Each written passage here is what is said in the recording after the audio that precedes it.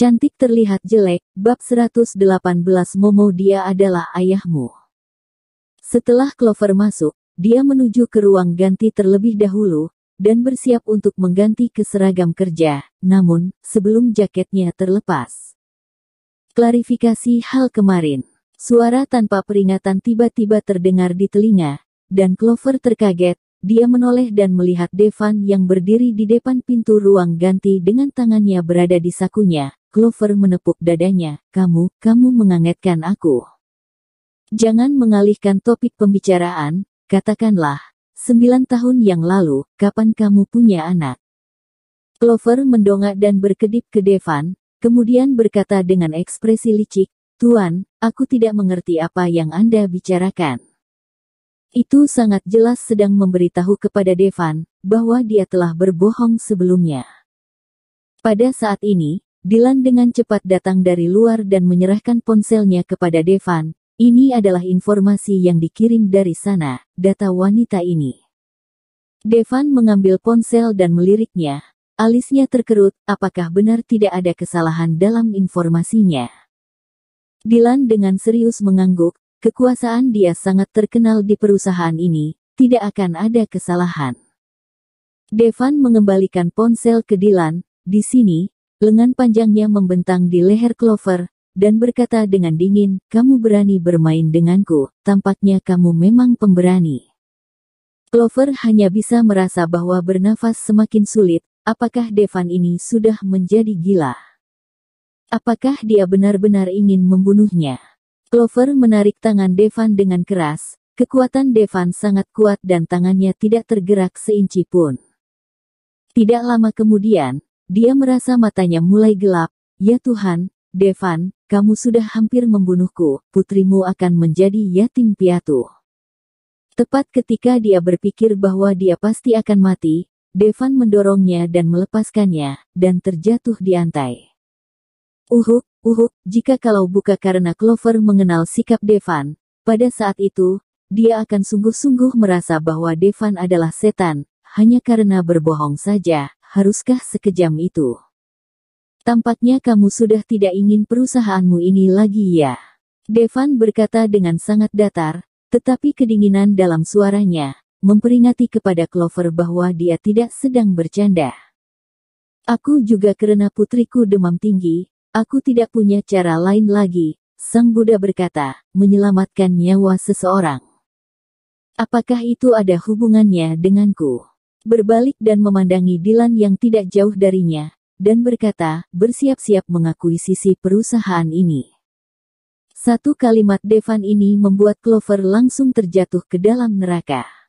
Dia terpaksa berdiri dengan kesakitan, dan melangkah maju. Dia menarik lengan Devan dan mengerutkan keningnya. Bagaimana kamu bisa melakukan ini?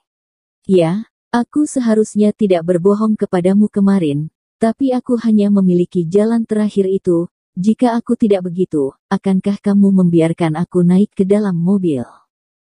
Sinar matahari luar, menyinar masuk melalui kaca jendela, dipantulkan ke wajah putihnya. Ada kemarahan di dalam matanya, tetapi bersih dan tidak ada bandingnya. Dengan penampilan kerutan yang sama, lihat dari dekat, ada perasaan seperti pernah melihatnya. Sekejap, Devan menjadi kehilangan roh di dalam tubuhnya. Merasa bahwa Devan sedang melihat dirinya, Clover merasa bersalah dan menyampingkan wajahnya, melepaskan lengan Devan dan melangkah mundur beberapa langkah. Kemarin malam aku tidak seharusnya berbohong kepadamu, ini salahku, aku minta maaf, kamu tolong sabar. Jangan perhitungkan denganku, aku ini hanya perusahaan kecil, tidak memiliki pasar yang besar, jika kamu mengambil alih, maka juga tidak ada gunanya. Tetapi sebelum dia menyelesaikan pembicaraannya, pria di depan tiba-tiba berbalik badan dan pergi. Clover menelan ludahnya dan mendongak menatap punggung Devan. Pada saat ini, dia ingin tertawa tetapi tidak bisa. Devan, kelembutanmu benar-benar hanya untuk Sherin. Clover, nya sangat cantik, tidak bisakah kamu melihatnya? Tapi hanya karena dia berbohong kepadamu, haruskah kamu begitu kejam terhadapnya? Clover menggigit bibir bawahnya, menghela napas, dan mengejarnya. Dylan yang berdiri di luar melihat Clover kemari, dia menghampirinya. Nona Clover, kamu seharusnya tidak membohonginya. Clover menjilat bibirnya dan mengangguk pada Dylan tanpa berbicara. Dylan menangani masalah sangat efisien. 1 jam kemudian, langsung ada seseorang membawa buku akuisisi ke perusahaan Clover. Melihat beberapa lembar kertas di depannya, Clover menggigit bibirnya, berdiri, pergi keluar, dan mengirim pesan ke Yuta. Panggilan Yuta kembali dengan sangat cepat. Wow, sepupuku ini, benar-benar luar biasa. Melihat seorang gadis cantik ini, dia masih bisa tanpa ampun juga. Clover memutar bola matanya dan menyentuh lehernya dengan tangannya. Yuta, apakah sepupumu baik-baik saja dalam beberapa tahun terakhir ini? Selama bertahun-tahun, dia hanya berani secara diam-diam mendapatkan kabar Devan melalui pihak lain. Dia tidak pernah bertanya pada Yuta. Clover takut membuatnya khawatir. Yuta berhenti dan diam untuk waktu yang lama sebelum dia perlahan berkata lagi, karena kematian Sherin, dia telah menghabiskan seluruh energinya dan waktunya untuk karirnya dalam beberapa tahun terakhir ini.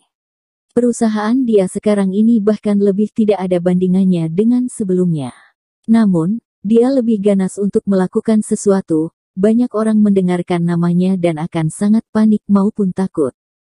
Ketika Clover mengira dia tidak akan mengatakan apa-apa lagi, Yuta berbicara lagi. Clover, aku mendengar ibuku berkata bahwa Garbil masih tinggal di kamar tamu itu. Sepupuku belum bersamanya selama beberapa tahun ini. Detik berikutnya, ponsel Clover terjatuh ke lantai, dan matanya jelas terkejut. Sudah 4 tahun. Sherin sudah mati begitu lama. Devan, kamu benar-benar bodoh, kapan kamu baru bisa melupakannya? Oh, dengar-dengar, saudara sepupuku memang luar biasa. Demi kamu, hampir membuat dirinya menjadi seorang biksu, padahal masih begitu muda, aku sangat mengaguminya. Yuta masih berbicara dari ujung telepon yang sudah tergeletak di lantai.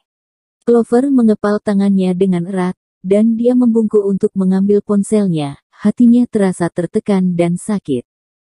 Apakah pilihannya benar-benar salah pada awalnya? Sudah, masalah ini, kamu tidak usah peduli, biar aku saja yang mengurusnya. Yuta melihatnya tidak berbicara, tahu bahwa dia pasti mulai berpikir lagi, dan mulai mengalihkan perhatiannya. Ya, baiklah, dia tahu bahwa kamu adalah bos yang sebenarnya, dan seharusnya dia akan berbelas kasihan sedikit.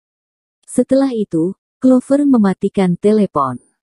Karena hal ini Clover tidak memiliki suasana untuk kerja lagi, dan karena khawatir dengan Momo, Clover pulang terlebih dahulu. Setelah kembali, Bibi Su mengatakan bahwa Momo telah kembali normal hari ini, sudah tidak demam lagi, dan semangatnya terlihat bagus. Melihat Clover tiba-tiba kembali pada siang hari, Bibi Su tidak bertanya terlalu banyak, dan pergi untuk mengepel lantai.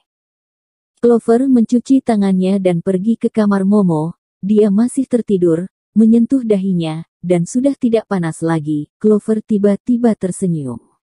Momo, apakah kamu kemarin malam ingin bertemu dengan ayahmu? Maka, dengan sengaja demam. Setelah berkata, dia mencubit hidungnya dengan lembut.